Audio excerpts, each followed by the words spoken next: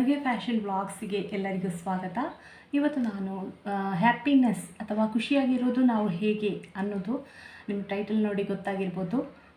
ಆ ಟಾಪಿಕ್ನ ಬಗ್ಗೆ ಮಾತಾಡ್ತಾ ಇದ್ದೇನೆ. ನಾವು ಖುಷಿಯಾಗಿರಲಿಕ್ಕೆ ಮೇನ್ ಬೇಕಾದಂತಹ ಒಂದು ಪಾಯಿಂಟ್ಸನ್ನು ಹೇಳೋದಾದರೆ, ಒಂದು ದ್ವೇಷ ಮತ್ತು ಅಸೂಯೆ.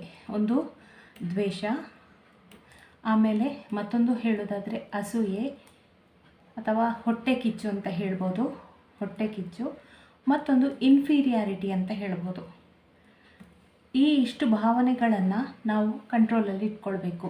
ನಾವೀಗ ಒಬ್ಬರ ಜೊತೆ ಜಗಳ ಮಾಡ್ತೇವೆ ಮತ್ತು ನಮಗೆ ಅವರನ್ನು ಕಂಡ್ರೆ ಆಗೋದಿಲ್ಲ, ಹಾಗಂತೇಳಿ ಅವರ ಮೇಲೆ ದ್ವೇಷನ ಜಾಸ್ತಿ ಬೆಳೆಸ್ಕೊಂಡು ಹೋಗಬಾರ್ದು. ಹಾಗೆ ಮಾಡ್ತಾ ಹೋದರೆ ನಮ್ಮ ಆರೋಗ್ಯ ಹಾಳಾಗುತ್ತೆ, ಜೊತೆಗೆ ನಾವು ಖುಷಿಯಾಗಿರ್ಲಿಕ್ಕಂತೂ ಆಗೋದಿಲ್ಲ. ಬೇಜಾರಾಗ್ತದೆ, ಮನಸ್ಸಿಗೆ ತುಂಬ ಕಸಿವಿಸಿ ಆಗ್ತದೆ.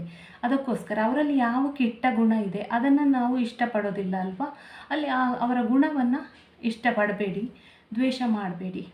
ಹಾಗೆಯೇ ಅಸೂಯೆ, ಇನ್ಯಾರೋ ಏನೋ ಮಾಡಿದರು, ಅವರೇನೋ ದೊಡ್ಡ ಮಟ್ಟದ ಸಾಧನೆ ಮಾಡಿದರು ಅಂತೇಳಿ ನನಗೆ ಆಗಲಿಲ್ಲ ಅನ್ನುವ ಒಂದು ಅಸೂಯೆ ಅಥವಾ ಹೊಟ್ಟೆ ಕಿಚ್ಚು, ನನಗಿಲ್ವಲ್ಲ ಅನ್ನುವ ಹೊಟ್ಟೆ ಕಿಚ್ಚು, ಅದನ್ನು ಮೊದಲು ಬಿಡಬೇಕು. ಅದು ಕೂಡ ನಾವು ಖುಷಿಯಾಗಿರಲಿಕ್ಕೆ ಬಿಡುವುದಿಲ್ಲ, ಆ ಒಂದು ಭಾವನೆ ಕೂಡ. ಅದೇ ರೀತಿ ಇನ್ನೊಂದು ಭಾವನೆ ಅಂತ ಹೇಳಿದರೆ ಇನ್ಫೀರಿಯಾರಿಟಿ. ಇನ್ಫೀರಿಯಾರಿಟಿ ಅಂದರೆ ಕೀಳರಿಮೆ ಅಂತ ಹೇಳ್ತೇವೆ ನಾವು ಕನ್ನಡದಲ್ಲಿ. ಅಂದರೆ ನಾನೇನೂ ಇಲ್ಲ, ನನ್ನ ಹತ್ರ ಏನೂ ಇಲ್ಲ, ನಾನೇನೂ ಪ್ರಯೋಜನ ಇಲ್ಲ ಅನ್ನುವ ತನ್ನ ಬಗ್ಗೆ ಇರುವ ಕೀಳಾದ ಭಾವನೆ. ಅಂತಹ ಭಾವನೆಯನ್ನು ಮೊದಲು ತೆಗೆದು ಹಾಕಬೇಕು. ಖಂಡಿತ ಯಾರನ್ನು ಕೀಳು ಅಂತೇಳಿ ತಿಳ್ಕೊಳ್ಬೇಕು ಅಂತಿಲ್ಲ. ನಮಗೆ ನಮ್ಮನ್ನು ಪ್ರೀತಿಸುವ ಹಕ್ಕು ನಮಗಿದೆ.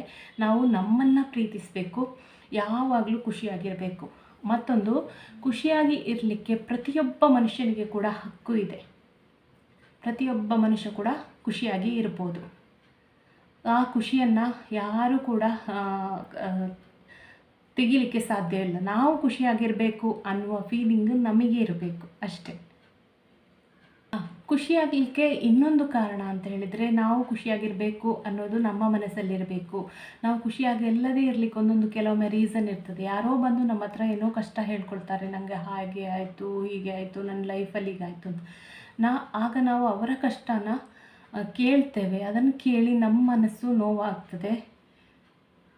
ಇಡೀ ದಿವಸ ಅವರ ಬಗ್ಗೆ ಯೋಚನೆ ಮಾಡ್ತೇವೆ. ಯಾವಾಗಲೂ ಅವರ ಕಷ್ಟ ಅವರದ್ದೇ, ನಮ್ಮ ಕಷ್ಟ ನಮ್ಮ ಖುಷಿ ನಮ್ಮದೇನೆ. ನಾವು ಖುಷಿಯಾಗಿರಬೇಕು.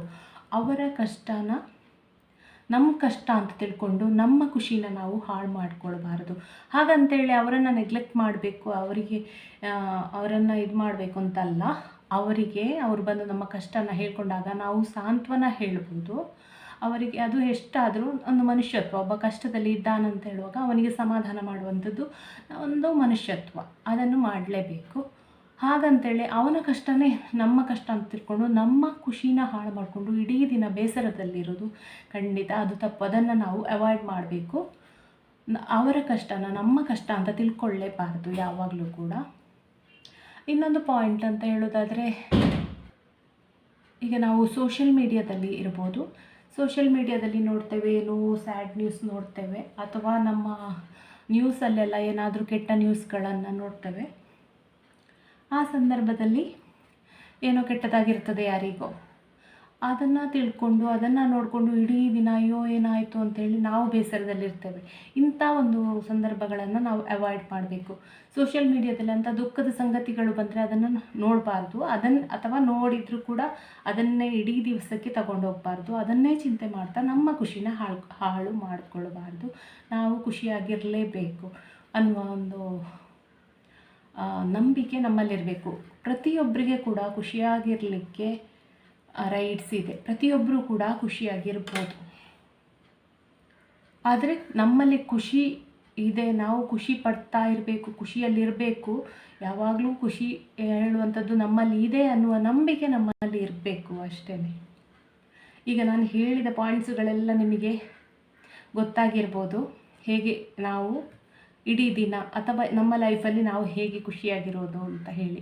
ನಾನು ಕೂಡ ಅದೇ ರೀತಿ ಪ್ರತಿಯೊಂದು ವಿಷಯದಲ್ಲಿ ಕೂಡ ಖುಷಿಯಾಗಿರಲಿಕ್ಕೆ ಪ್ರಯತ್ನ ಮಾಡ್ತಾ ಇರ್ತೇನೆ. ಒಂದೊಂದು ಸರ್ತಿ ಏನೋ ಒಂದು ಬೇಸರ ಆಯಿತು ಅಂತ ಹೇಳಿದರೆ ಯಾಕೆ ಅಂತ ಹೇಳೋದ್ರ ಬಗ್ಗೆ ಯೋಚನೆ ಮಾಡಿಕೊಂಡು ಆಮೇಲೆ ಅದನ್ನು ಅವಾಯ್ಡ್ ಮಾಡಬೇಕು. ಖುಷಿಯನ್ನು ಆದಷ್ಟು ಖುಷಿಯಾಗಿರಲಿಕ್ಕೆ ಪ್ರಯತ್ನ ಮಾಡ್ತಾನೆ ಇರಬೇಕು. ಖುಷಿಯಲ್ಲಿ ಇದ್ದಷ್ಟು ನಮ್ಮ ಆರೋಗ್ಯ ಚೆನ್ನಾಗಿರ್ತದೆ, ಆದಷ್ಟು ಆ್ಯಕ್ಟಿವ್ ಆಗಿರ್ತೇವೆ, ಎಲ್ಲ ಕೆಲಸಗಳನ್ನು ಮಾಡ್ತೇವೆ. ಇನ್ನು ಕೊನೆಯಲ್ಲಿ ಹೇಳುವುದಾದರೆ ಒಂದು ವಿಷಯ, ಕಂಪ್ಲೇಂಟ್ಸ್ ಬೇರೆಯವರು ಬಂದು ಏನೋ ಹೇಳ್ತಾರೆ, ಕಂಪ್ಲೇಂಟ್ಸ್ ಎಲ್ಲ ಆಗ ನಮ್ಮ ಹ್ಯಾಪಿನೆಸ್ ಅಂತ ಹೇಳುವಂಥದ್ದಲ್ಲಿ ಇದಾಗುತ್ತೆ. ಅದಕ್ಕೋಸ್ಕರ ನಮ್ಮ ಕಿವಿಯನ್ನು ನಾವು ಕಿವುಡು ಮಾಡಿಸ್ಕೊಳ್ಬೇಕು. ಅಂದರೆ ಕೆಲವರು ಬಂದು ಏನೋ ಹೇಳ್ತಾರೆ, ಅದು ಬೇರೆಯವರು ಕಂಪ್ಲೇಂಟ್ಸ್ ಮಾಡ್ತಾರೆ, ಅಂಥ ಸಂದರ್ಭದಲ್ಲಿ ನಾವು ನಮ್ಮ ಕಿವಿಯನ್ನು ಕಿವುಡು ಮಾಡಿಕೊಳ್ಬೇಕು. ಅಂದರೆ ಕೇಳಿಸ್ಕೊಳ್ಬಾರ್ದು, ಮನಸ್ಸಿಗೆ ಜಾಸ್ತಿ ಅದನ್ನು ತಗೊಳ್ಬಾರ್ದು. ಇಷ್ಟು ನಾವು ಹೇಗೆ ಖುಷಿಯಾಗಿರಬೇಕು ಅನ್ನೋದನ್ನು ನಾನೇನು ಎಕ್ಸ್ಪರ್ಟಾಗಿ ಹೇಳಿದ್ದಲ್ಲ. ನಾನು ನನ್ನ ಲೈಫಲ್ಲಿ ನಾನು ಖುಷಿಯಾಗಿರಲಿಕ್ಕೆ ಯಾವುದನ್ನೆಲ್ಲ ಅಳವಡಿಸ್ಕೊಳ್ತೇನೆ ಅನ್ನೋದನ್ನು ನಿಮ್ಮ ಜೊತೆ ಶೇರ್ ಮಾಡಿದ್ದಷ್ಟೇ. ನಿಮಗೆ ಇಷ್ಟ ಆದರೆ ಖಂಡಿತ ಈ ವಿಡಿಯೋನ ಲೈಕ್ ಮಾಡಿ. ಹಾಗೆಯೇ ಇಂಥದ್ದೇ ಮಾತುಗಳೊಂದಿಗೆ ನೆಕ್ಸ್ಟ್ ಬ್ಲಾಗಲ್ಲಿ ನಾನು ಬರ್ತೇನೆ. ಅಲ್ಲಿವರೆಗೆ ನಮಸ್ಕಾರ. ಎಲ್ಲರೂ ಖುಷಿಯಾಗಿರಿ, ಯಾವತ್ತೂ ನಗ್ತಾ ಇರಿ, ಯಾವುದೇ ಸಂದರ್ಭದಲ್ಲೂ ಕೂಡ ಧೈರ್ಯನ ಗೆಡಬೇಡಿ.